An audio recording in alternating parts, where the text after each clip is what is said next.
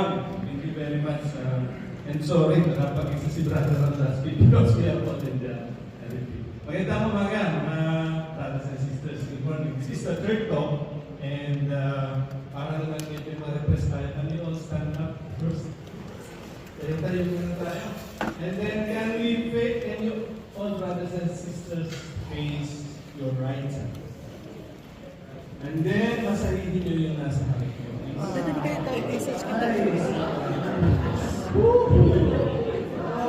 Uy! Wala na ba? Masarap ba? Masarap? Okay. And then, other side. Ano ba sa other side? Got it.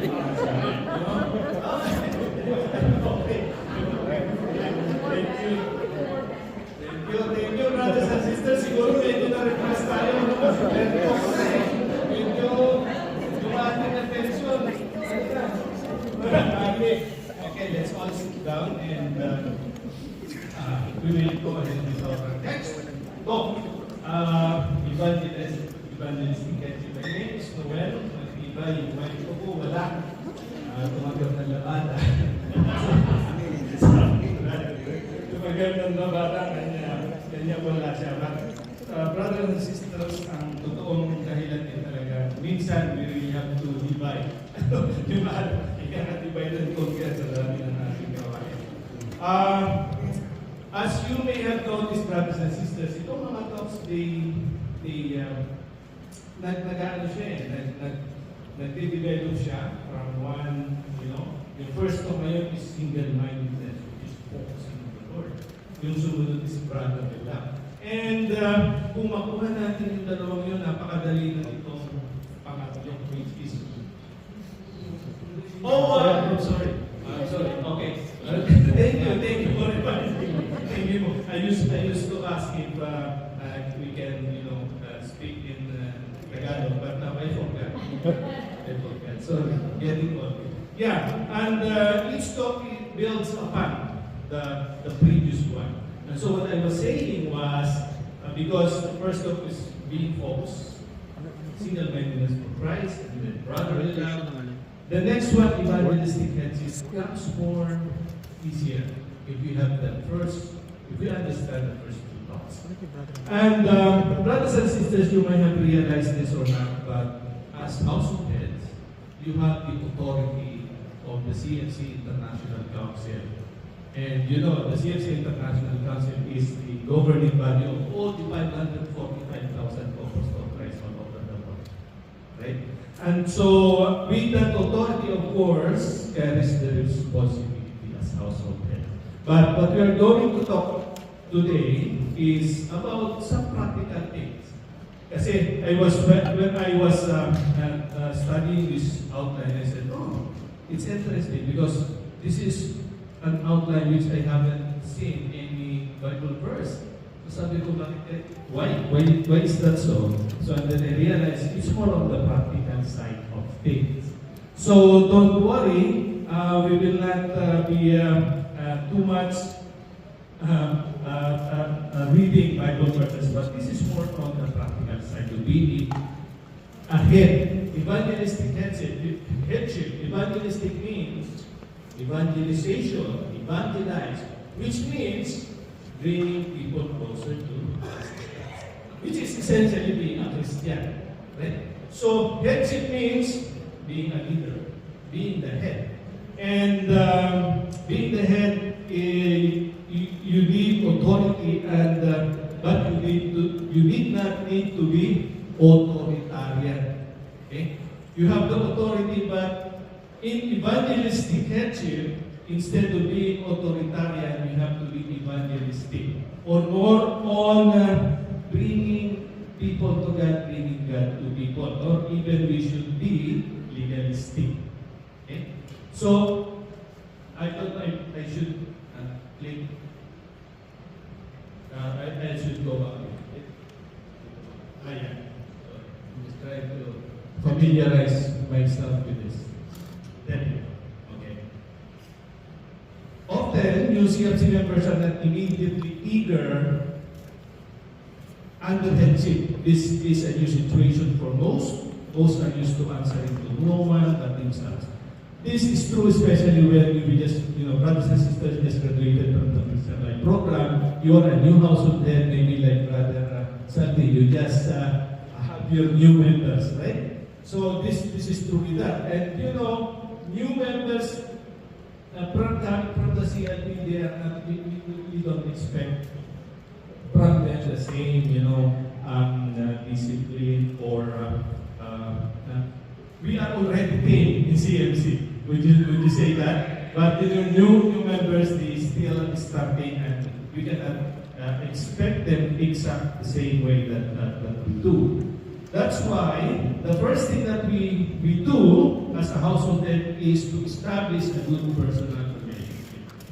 Good personal relationship, meaning who remembers the names of their. I know most of you have a household, your first household. You still remember the names of the people? Yes, right? Yes, because our relationship is not,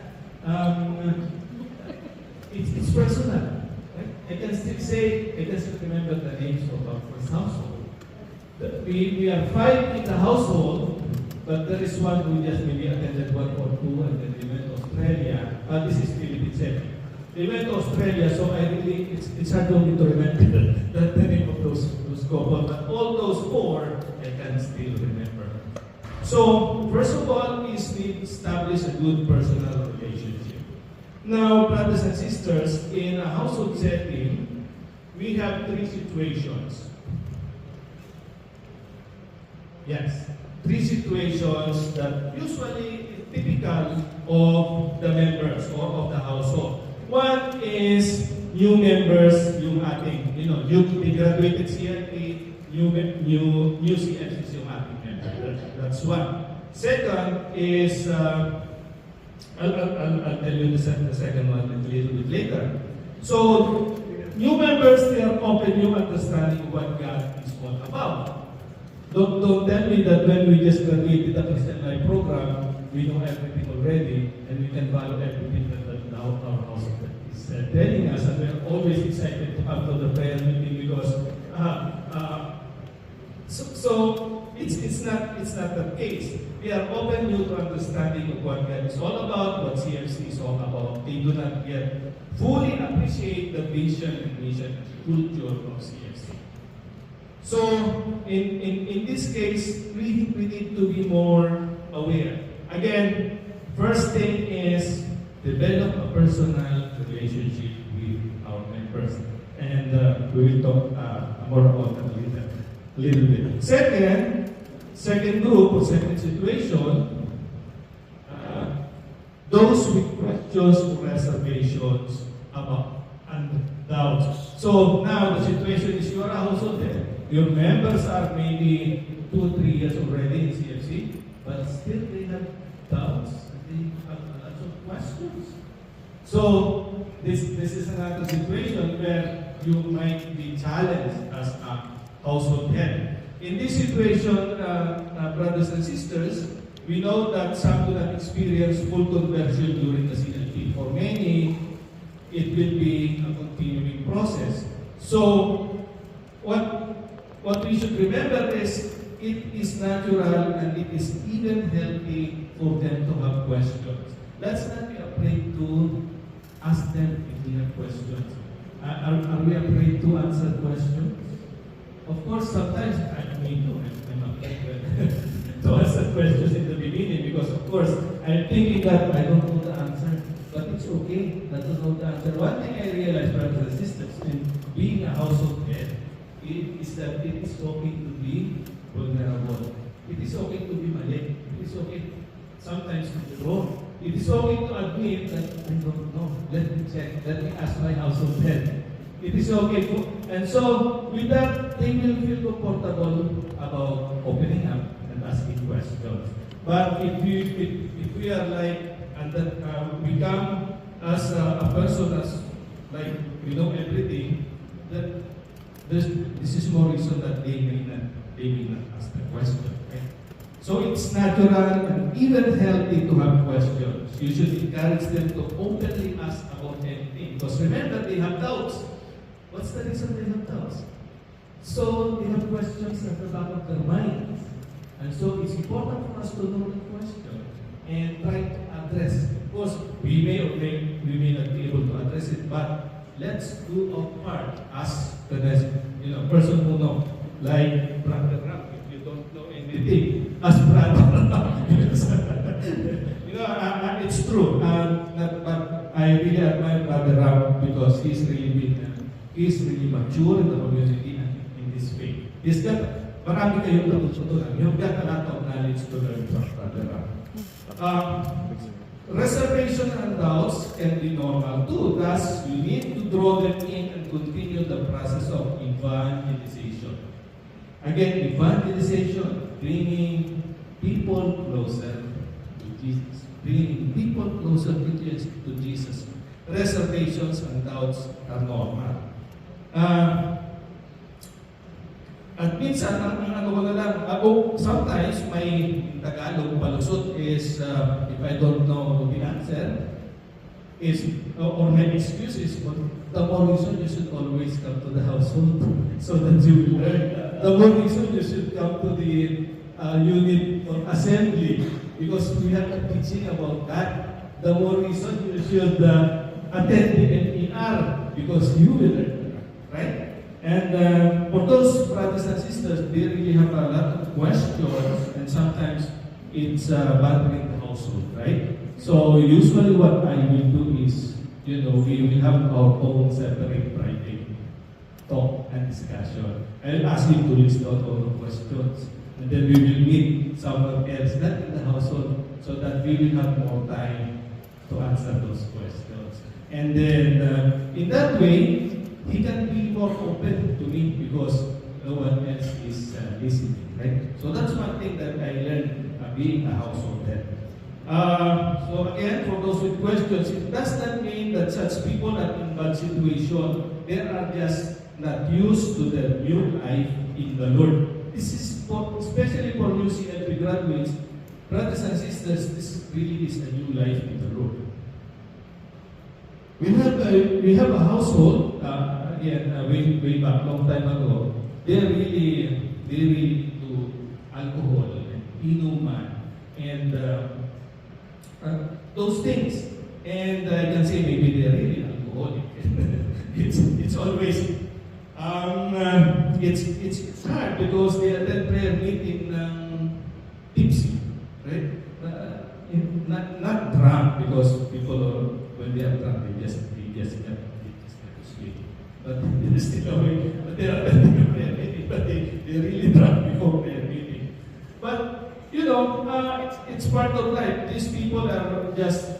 I'm happy they attended the CLP, and now it's our turn to be with them, be a brother to them, brotherly love, and let them experience the Lord again, bringing people closer to Christ. So that's the second situation. People with doubts. And the third situation in the house. Those who have been CFC but have had past. This is the hardest one.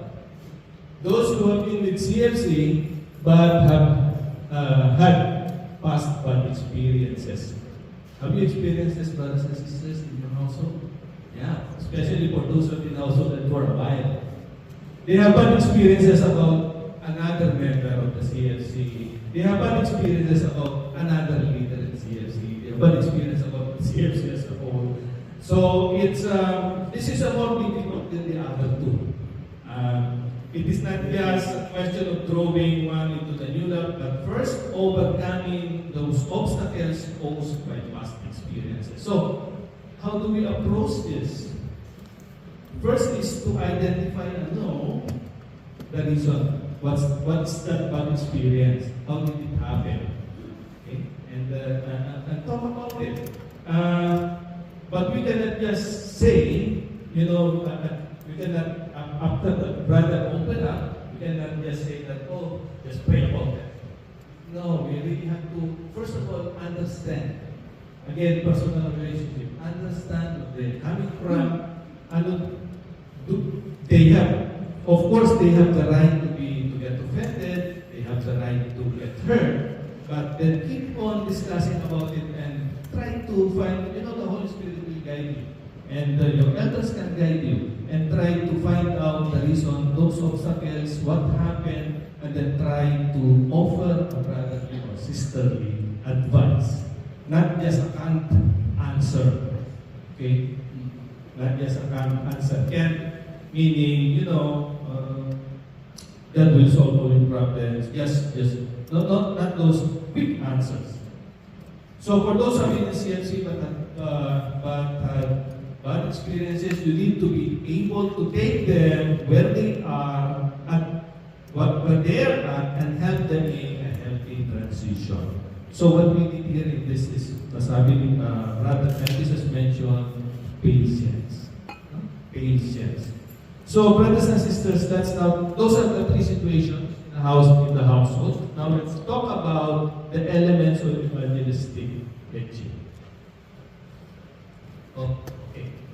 In evangelistic headship, we focus on qualities like grace versus the law, patience, giving others the benefit of the doubt. So, brothers and sisters, let me just talk about grace versus law.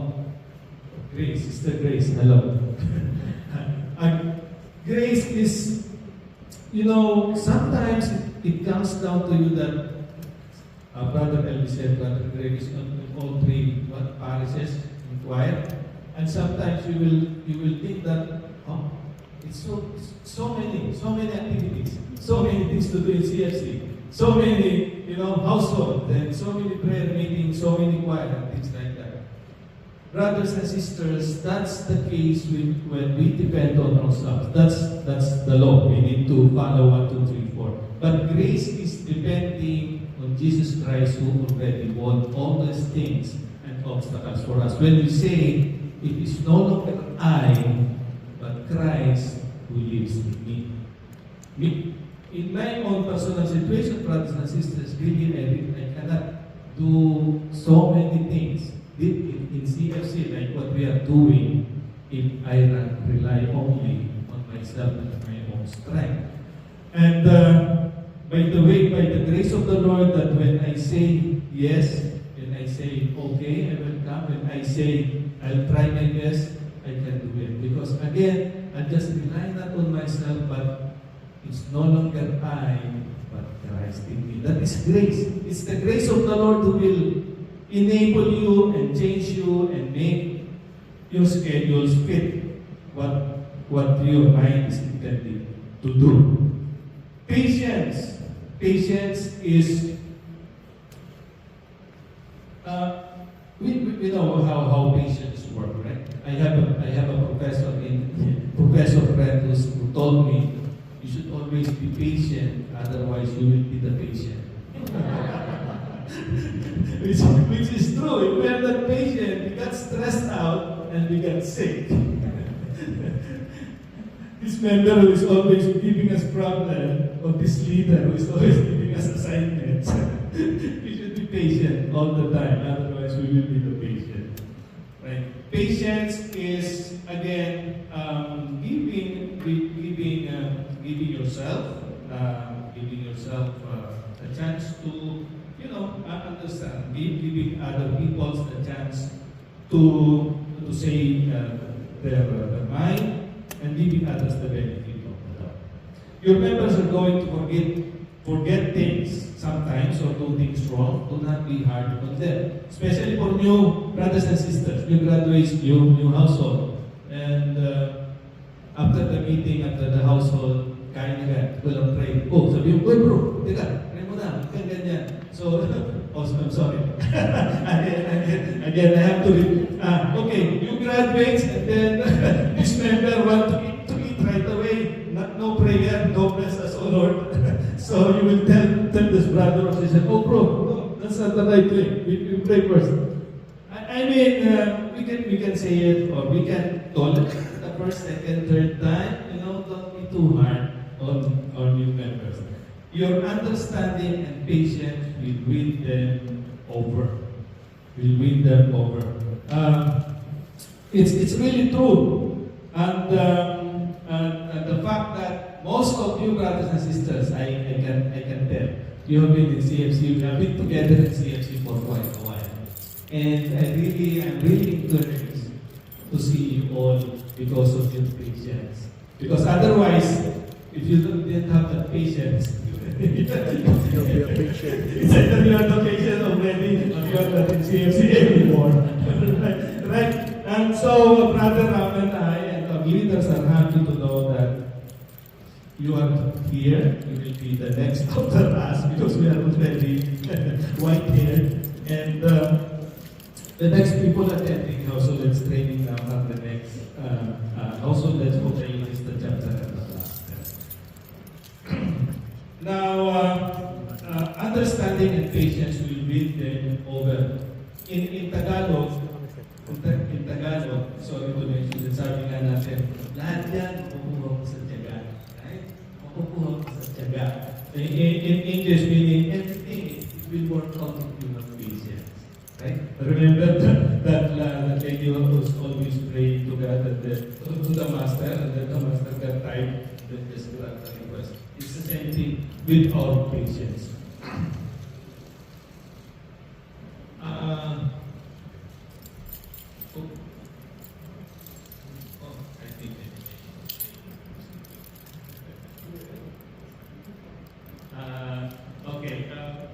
Develop a relationship of trust and openness. Where is it? There you go. Yes. Develop a relationship of trust and openness. How would a member trust you? Of course, initial meeting, you are new to them, they are new to you. It's a good thing if you have been the facilitator in the CLT, and then after being a facilitator in the household head, at least the trust started already and the relationship started already. But if there's a new organization, you suddenly become the household head and these people doesn't know you, you don't know them, how does the trust start? Right? How does that start? It's really complicated.